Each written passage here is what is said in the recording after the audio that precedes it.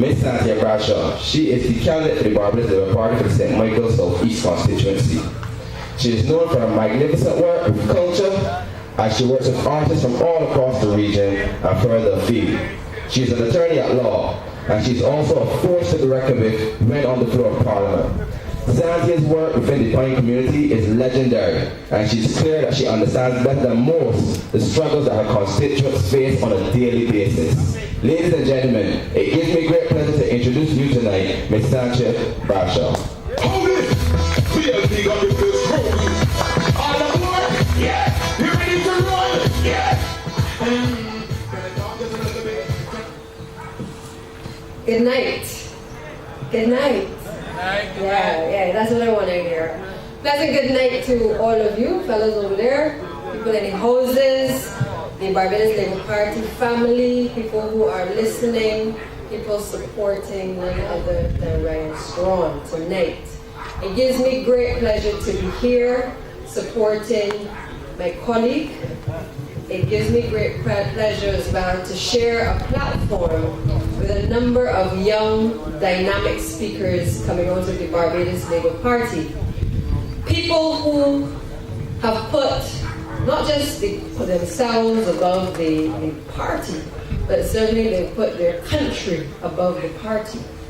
And each of the people who spoke here tonight brought a message, particularly from the young generation, that certainly for me gives a lot of hope to the future of this country.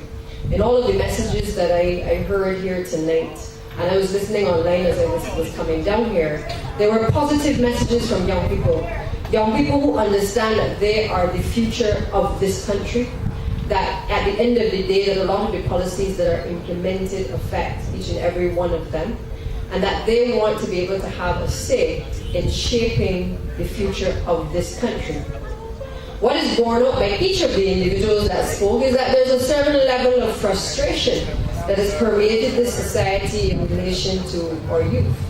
And to have someone like Ryan Straughn come to the fore at this time speaks volumes.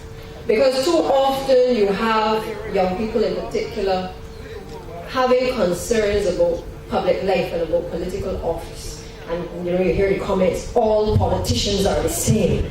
And what is it that this particular politician is bringing to the floor that is different from the current representative of this constituency?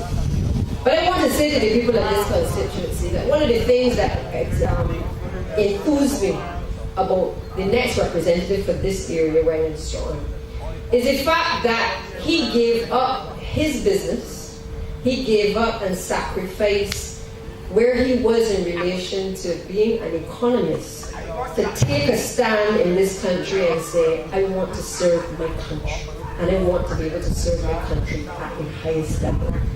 That he, like many of us, took a decision that time had come, that we had seen certain folly taking place at the level of government in this country. That a lot of the decisions that were being made by the persons in high office in this country were not in the best interest of the people and in the best interest of the society at large. And Ryan Straughn, like others in the Barbados Labour Party, because we have about 20 young candidates coming to the fore who have never been on a political platform or who have never served in public life before. Ryan decided that he would step into the political arena despite all the criticism and everything that comes with being a candidate and entering public life, because he felt that he had something to offer, not just to this constituency, but to his country as a whole. And I want to talk to you tonight about the fact that things like that give me hope as a young person as well, in knowing that you have still young people out there who are thirsty to be able to serve. Because not so long ago I was young myself. I consider myself to still be young, or certainly young at heart. And to me it is important that our people feel as though they can participate. That whether it is that you are middle income, whether you have companies, whether you have businesses, whether you are in the working class, that basically you believe that you can have a say and to be able to participate in our democracy. But the biggest challenge for most people is that nowadays most people feel as though they do not have a say in what is happening in this country. There is nowhere that I can go across Barbados, and I go a lot of places, that people do not stop me and have concerns expressed about what is happening with our country. If I travel to the region, I travel outside, the same concerns are expressed. What is happening to Barbados? This is not the Barbados that was known for punching above its weight. This is not the Barbados that the rest of the region envied in terms of where it was in terms of world development and national development. This is not the Barbados anymore that resembles the Barbados that many of our parents and our foreparents would have helped to build and to create a Barbados in which we as all young people have been able to have free education and to have free health care. And you know, it is worrying that no matter where I go across the length and breadth of this country, if I go on the blocks, if I go into business places, if I go into the homes, and you know, we do a lot of canvassing in other constituencies as well, because we have a leader who believes that we can't just stay in our constituency and understand what is happening on a larger scale in the country, but that we must come into these constituencies across Barbados and to be able to listen to the people in order to help us to be able to shape policy. So that when Ryan expresses his concern about something that is happening and affecting people in his constituency, that we can respond in a better way to the issues that are affecting the people in this area. And so it has taken the leadership of the Barbados Labour Party to embrace people in a way that has really never been done before, where the ordinary person can feel as though they can participate in what is going to have to happen in terms of transforming the Barbados economy. Because I have no doubt that the Barbados Labour Party is going to win the next government. I have no doubt in that.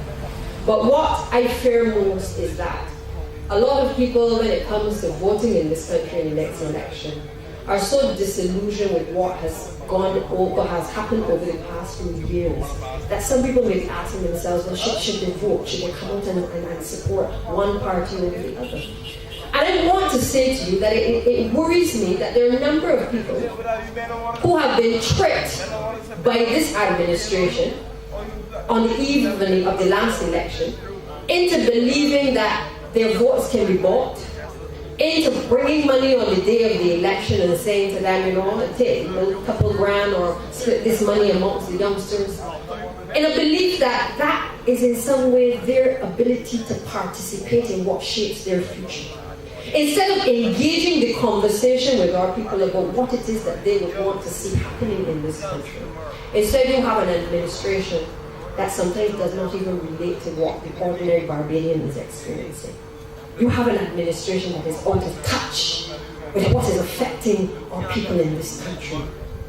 And they believe that they can come on the eve of an election and fix a couple roads, that they can give out a couple conveyances to people, that they can send people to get a house or a piece of land here and there. And that is going to erase the suffering that has taken place across this country over the course of the last 10 years. And I want to say to each of you tonight that you have to send a strong message to the Democratic Labour Party. But more importantly, you have to send a strong message to politicians and to aspiring politicians that you are not to be taken for granted. That it is not about buying the vote on the election. You know, I hear them say, you know, you must take the money and stuff like that. And at the end of the day, what you need to understand is when you take the money, the politician does not owe you anything after that. Because when I listen even sometimes to youngsters on the blocks speak about the fact that they came on election day and they brought money for them, pushing them to vote for them, rounding up youngsters to be able to go to the polling station. When I listen to them 5 years later and 10 years later, the majority of them cannot say what they have benefited from exercising that vote on election day 10 years later or 5 years later. And I want that tonight that our people in this country understand that the conversation has to change with the politicians. It can no longer be what you will do for me on election day. But it has to be a conversation about how you will survive after the election. It has to be a conversation about how the party that is going to take up the reins of government is going to be held accountable for its actions. Because if you are going to lock up people across this country for minor offences or any offences, then you need to be able to ask the government of the day or anybody seeking political office, are you going to lock up your own people when the Auditor General report brings out things about what has been happening, the corruption that has been happening in government ministries? Are you going to be so bold as to lock up a couple of people to send a message that whether the corruption is happening in high or it's happening in low places, it is wrong? Those are the questions that I want the people of this community to start to ask the Democratic Labour Party. Because over the course of the last couple of years, what we have seen come to the fore is a Democratic Labour Party administration that came to office talking about transparency in public life, accountability, freedom of information, and a Democratic Labour Party that once it got the reins of power, forgot all about the things upon which it was standing firm. They spoke about ministerial codes of conduct that would govern the way in which they ran the affairs of this country. Things that sounded good to me, and I believe that they sounded good to all of you as well. Because there are things that I believe that are the ideals that whether you are a Barbados Labour Party supporter or a Democratic Labour Party supporter, or even if you are undecided, that you believe in your heart of hearts that it cannot be one rule for some and another rule for others. That if it is that offences are created in this country, that people must be held to account for what they have done. And that until we take a stand that we are going to lock up a few people in high places for raping the treasury and taking away the money from the taxpayers of this country, then we will continue to have a society in which people cast doubts on the intentions of politicians like myself and Ryan and others that are coming to the political arena. Because you cannot have an administration that on one hand wants to speak about corruption on the Barbados Labour Party administration, but 10 years later has not been able to have the integrity in public life legislation proclaimed. They have not brought the prevention of corruption legislation to have that proclaimed. So when they can come to the electorate 10 years later and want to tell you that the Barbados Labour Party was corrupt, I want the people of this constituency to ask them, what is their position on the issue of corruption in high places? Who has been locked up under a Democratic Labour Party administration? Okay? When the Public Accounts Committee recently would have laid a report in Parliament where the investigation was made into the National Housing Corporation. When the report was laid, Democratic Labour Party members were scrambling because they did not want this motion to be brought in the House. Because the contents of that document exposes several ministers, which in the ordinary course of things in any other Commonwealth country in the world, you would have seen the resignation of at least 3 ministers of government. Or you would have had a Prime Minister who would have put himself in a position to ask them to resign.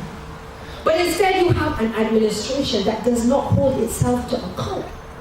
But it wants to introduce legislation to the police, the amendments to the Police Act, to increase the powers of the police, which we all know in communities like this, and certainly in communities that I represent, that it is okay for the police to enforce the law, but it is hard as hell for you who are innocent to be able to pay the fees for an attorney to go to court for you.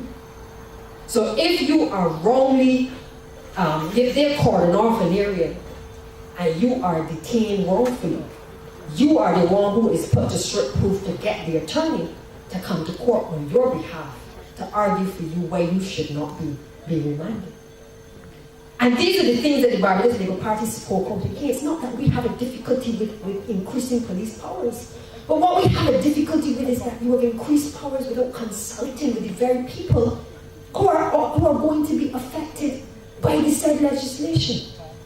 You have introduced powers increasing the powers of the police, but you have not taken the opportunity to talk to the Barbados Bar Association.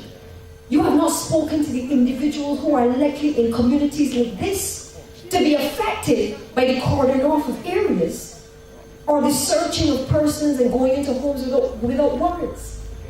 They haven't had that discussion with the young people in this community. They haven't come into the homes and spoken to people about the impact of that legislation. And when they had the opportunity to deal with the issue of crime, they said we didn't have a problem with crime in this country. So having allowed the horse to bolt from the stable, they don't want to clamp down on community after community in this country. And we all know we can all start to count and name off the various communities that are likely to be affected by the increase in the police powers. Because it isn't going to be the heights and the terraces in my community. And it certainly isn't going to be heights and the terraces in this community either, or across Barbados, that are going to be affected. And I can share a story with you because the chairman here tonight, Damien Sands, sometimes I have to call on Damien, because I don't practice criminal law anymore. But I call on Damien sometimes to assist me with people in my constituency, and I call on some of my other colleagues who are criminal attorneys to go to the assistance of persons who I know cannot afford to get an attorney for themselves. And young Damien had the experience recently where a young man who was stopped in the Pinelands area, driving without no insurance, and a couple other offenses, that he went to, Damien was attending the court on his behalf, but he was in the wrong court, he was on the wrong list. And when the matter was called on, well, this is a traffic offense that he's brought before the court for. And when the matter was called on, there was no representation there for the gentleman, because Damien was in another court. And would you believe the gentleman was remanded in custody? But it was only when Damien realized what had happened that he was able to speak to the magistrate of the court and indicate to her that he was there attending on behalf of this young man, who ironically was then granted bail. And I make that point because I want you to understand that while it is that we have a responsibility to be tough on crime, the reality in communities like this and the ones I represent is that if you are not represented on occasion, that you may well find yourself being incarcerated and then having to have your family find an attorney to be able to come to your rescue. But it was only because Damien was there on that day that he was able to assist that young man in being able to ensure that he got his freedom. And I want you all to understand clearly that this administration is an administration that tells you that they are for the poor, that they are for the disenfranchised. But in everything that they have done in coming to public life, they have demonstrated that they do not care about the average person in this country. And when you take the issues on the South Coast, where the sewage project has broken down, and they have taken so long to even speak out about the issue. If you take that as an example, sewage flowing all over the street, but not a Democratic Labour Party member can address the issues in a meaningful way to give confidence to whether it is the business people in this country, the homeowners in this country, the tourists who are visiting from overseas, that they have got things under control. It is only when the Barbados Labour Party leader and even the shadow minister for health speaks out in this country that you get a response or an utterance from the Prime Minister of this country on issues that are affecting our people. If it is that we complain about the issue of transport, which is affecting almost every community across Barbados, that is the only time you hear a whisper from this Democratic Labour Party administration. And then we have, this community, I would like to say y'all are fortunate to have a Minister of Education that has responsibility for the minds and shaping of the minds of your children. But I would be at pains rather to say that you are fortunate. Because what I have seen taking place under this administration is a disheveling of the very systems that the Barbados Labour Party put in place when we had none other than our leader, our current leader, as the Minister of Education in this country. Because there are a number of things that this administration knows should have continued when they came to office. But you see, they suffer from the fact that they are short on ideas. And one of the things they don't like to do is to be able to have continuity in relation to policies that may have been implemented that were good by a Barbados Labour Party administration. So instead, they have adopted an approach of do nothing and hope that the educated masses will not figure out that they have done nothing in relation to major issues in this country, such as education. Because I know that, and I know Ryan shares the same thing, you have a number of young people coming out of school in this country with no certificates, no skills. But then you hear the Minister of Education talk about how we have a bunch of demons in this country, and young people are possessed. That if they react or they do anything, we have challenges with our young people and we need to address them. But has not been putting in place the necessary measures to give not only the schools the resources to be able to deal with the issues that are facing the teachers in education, but also to ensure that the counseling that sometimes is needed for these children in the system is even taking place. You have a number of children that are not being tested at the primary school level.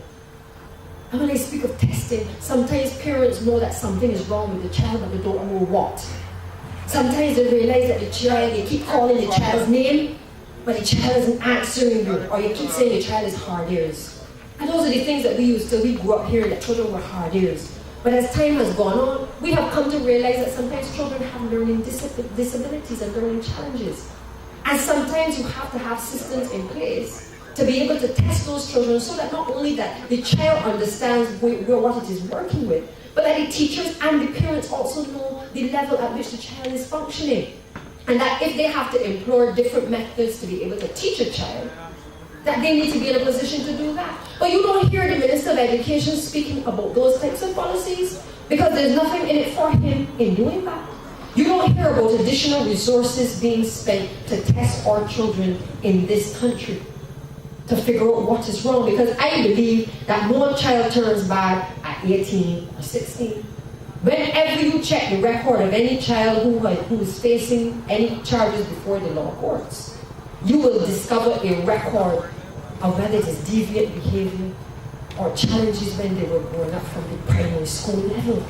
You don't hear your Minister of Education that represents this constituency speaking to the fact that we need guidance counselors in the primary schools, that you need intervention at the very primary level if you are going to address the issues that are facing our young people.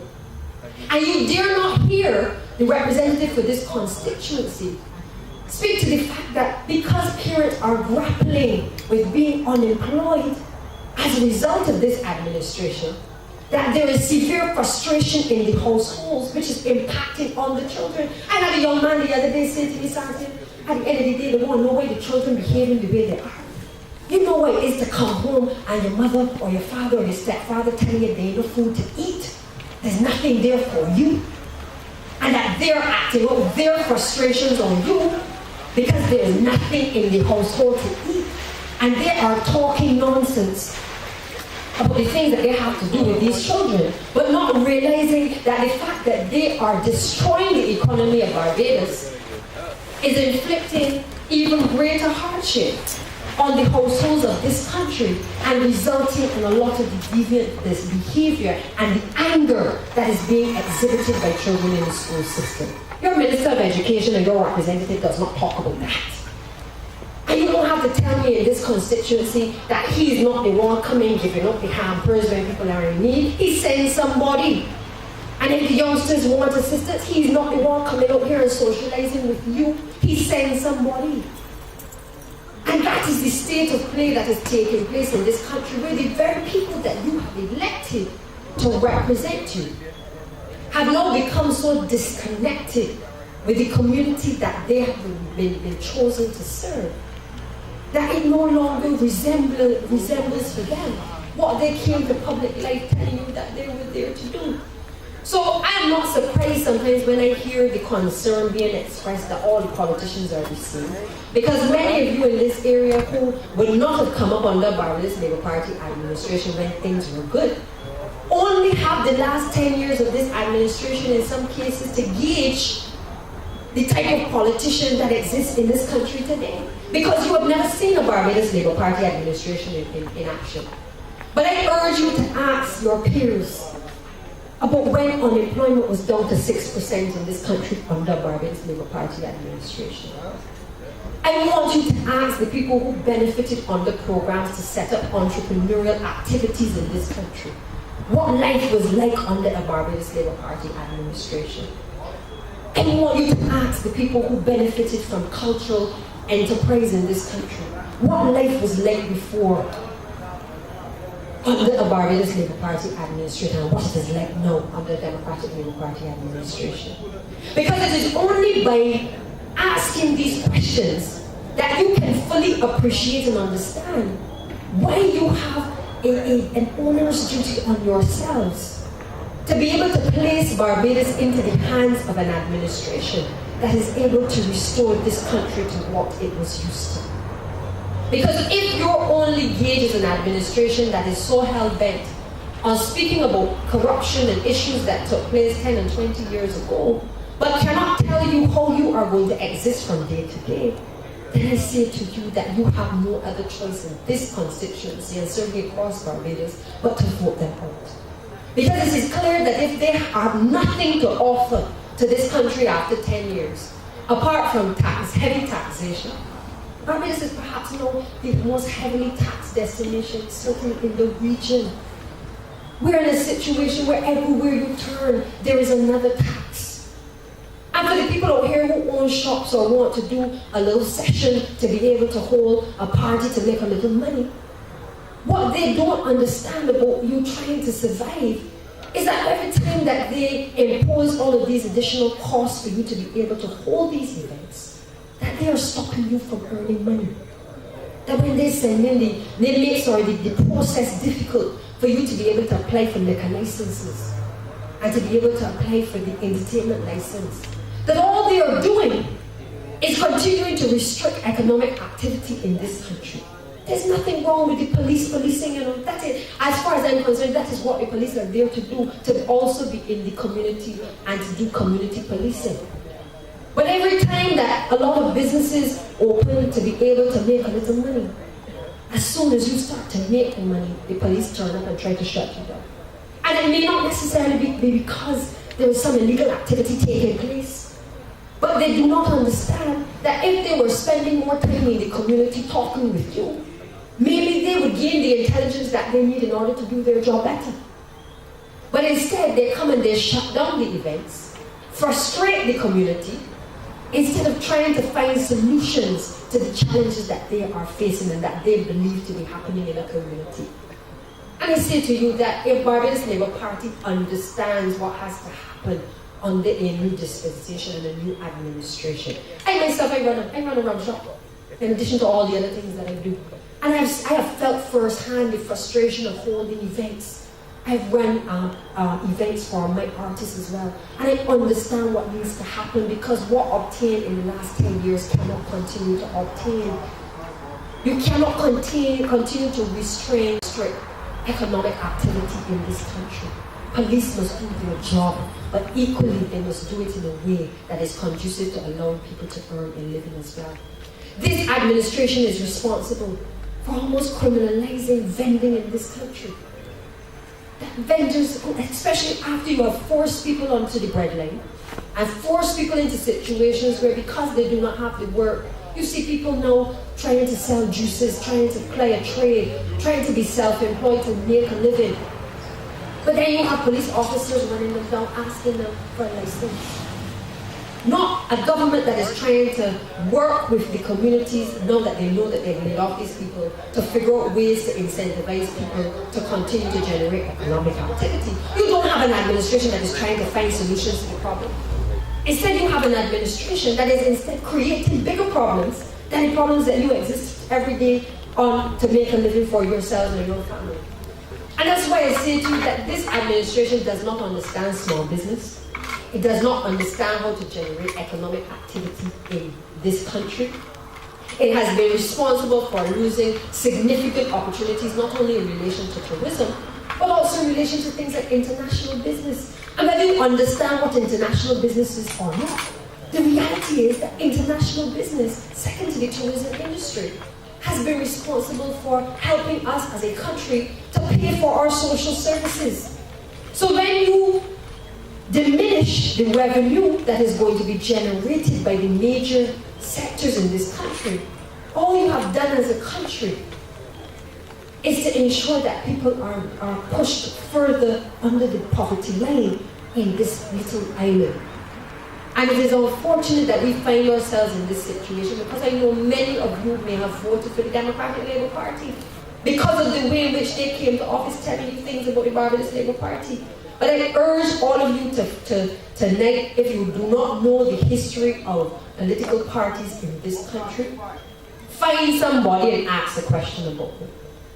Because it is clear now, the writing is on the wall, that when the Democratic Labour Party is in office, life is harder for the people of this country. And when the Barbados Labour Party is in office, they say that we attract big business. But you know what it is? We attract people to spend money in the country to make sure the money trickles down to the middle class and to the small man.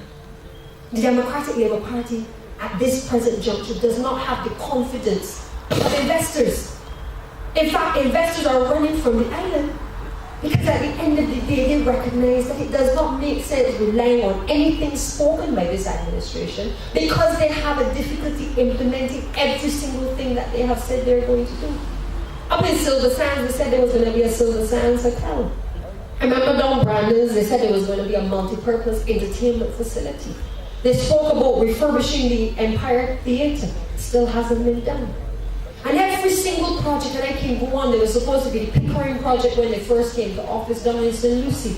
Every single project that they have spoken to that was intended to address economic activity in this country has either not gotten off of the ground or has not met the required target in terms of generating foreign exchange for this country, or even generating the number of job opportunities that the Democratic Labour Party administration said it would do.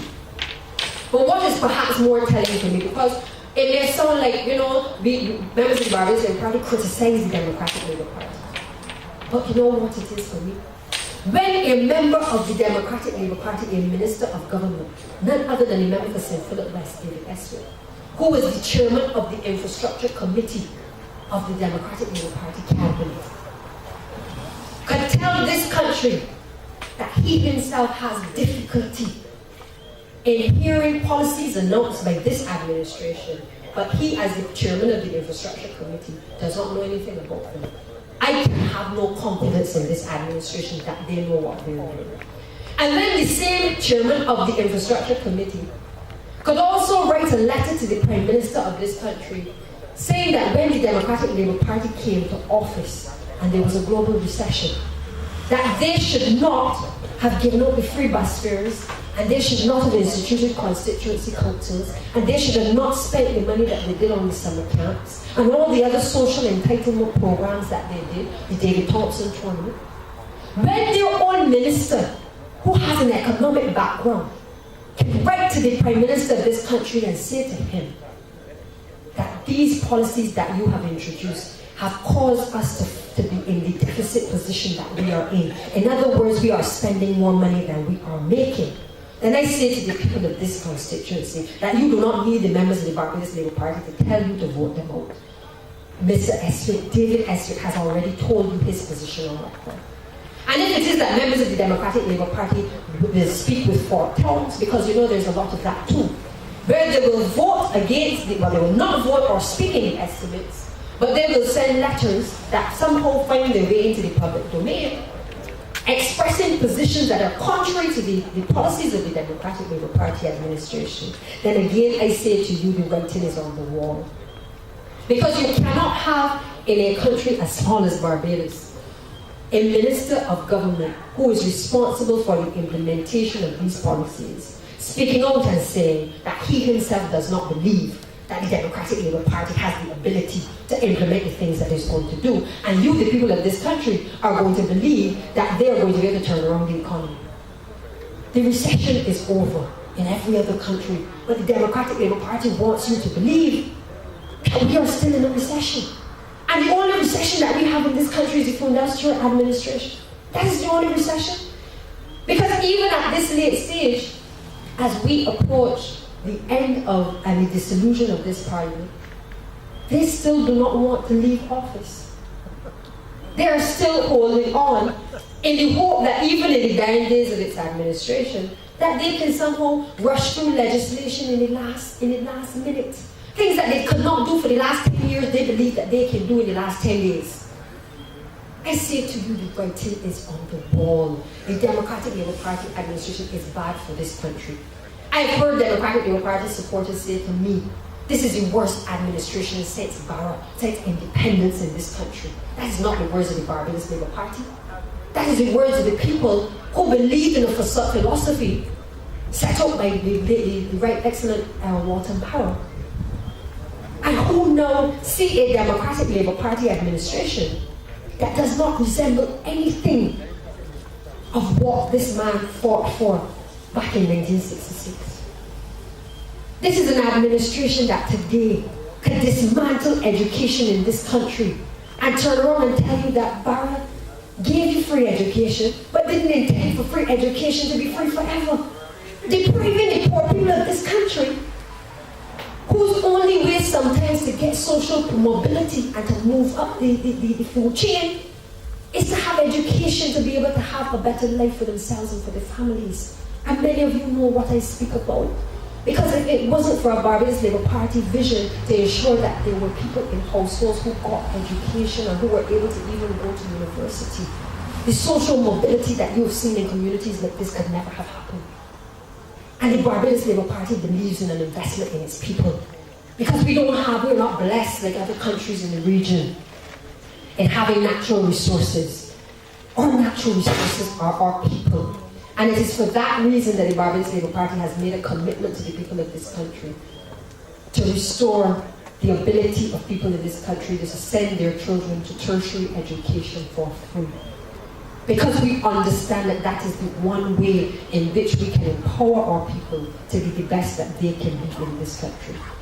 And even if you are not academic, the fact of the matter is that the Barbados Labour Party has plans afoot to ensure that people, even if you are creative, even if you are good with your hands, that you have opportunities to be able to do the things that will empower you to earn for yourselves and for your families. Under this administration, the waiting lines for skills training are long.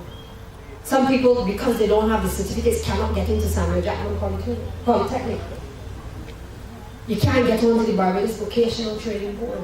All of these things that were set up with a view to being able to help people who may not have been academic, but who had the ability to earn for themselves because they had a particular skill set, have now been made even more difficult. There's been no expansion by this administration to give us the confidence that they understand that everybody is not going to be able to go to university, but that you have to be able to empower people at different levels.